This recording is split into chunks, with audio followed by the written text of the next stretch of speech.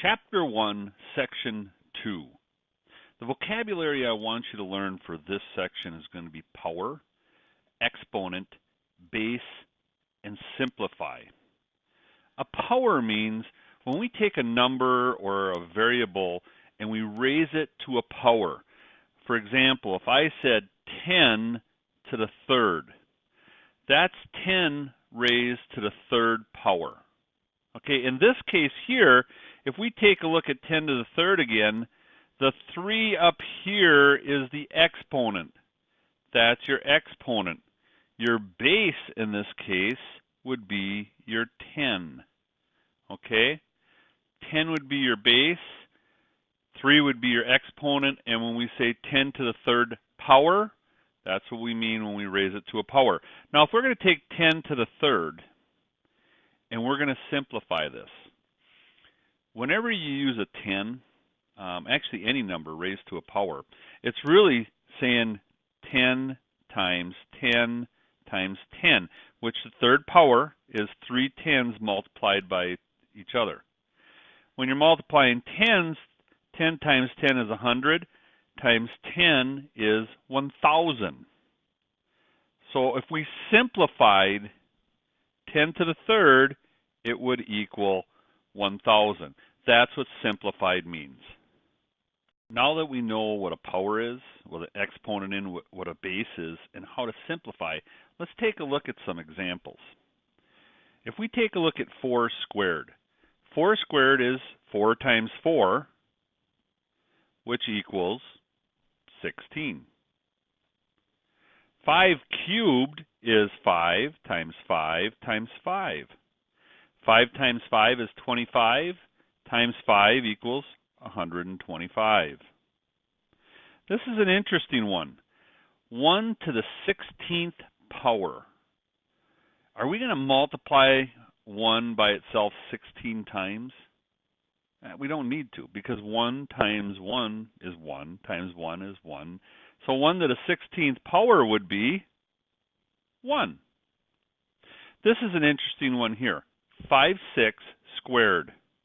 This is the same as saying 5 squared over 6 squared, which would be the same as saying 25 over 36. 5 squared is 25, 6 squared is 36. Let's take a look at these other ones over here now. 1 plus 3 squared. What do we need to do first? Well, we need to add the 1 and the 3 together.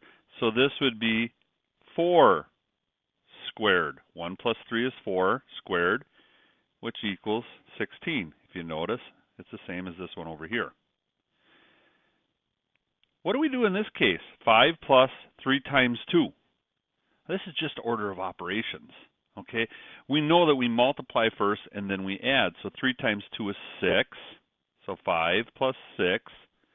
And then we add these together. Multiplication first, then addition.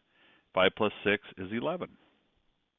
In this case here, we're going to do our multiplication first and then our subtraction. So 17 times 2 is 34 minus 4 squared. Well, we already know what 4 squared is up here, right? It's 16. And 34 minus 16 is 18. Now this is a real interesting one. What do we do first? Well, we have to do everything that's inside the bigger parentheses, or first actually what we do is we do everything inside the little parentheses first, right? And then we keep on working our way out. That's an order of operations. So in this case here, what we're going to do is we can't do anything with a 5 anymore with it, so we're going to multiply to 4 times the 5. 4 times 5 is 20. And then we raise that to the third power. Now, 20 to the third power. This is the way I would look at it. I would first say 2 to the third power is what? It equals 2 times 2 times 2, which is 8. And then what's the difference here? If we divided 20 by 2, we'd end up with 10, right? What's 10 to the third power?